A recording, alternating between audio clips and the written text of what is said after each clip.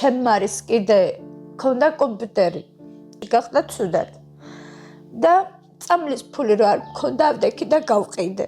და წამალი ვუყიდე ბავშვსა.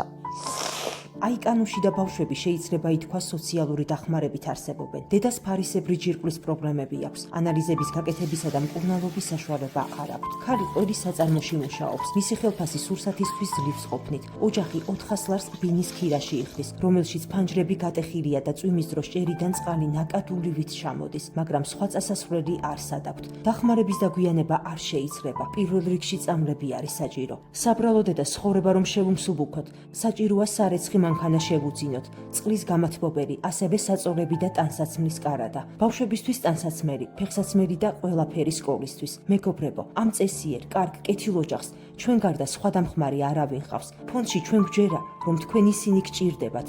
სათნო ადამიანებს, ვისაც გულის სიღრმემდე გაწუხებთ, სხვისი უბედურება. გადარიცხეთ ნებისმიერი თანხა ჩერნოვეცკის ფონდის ოფიციალური საიტის მეშვეობით.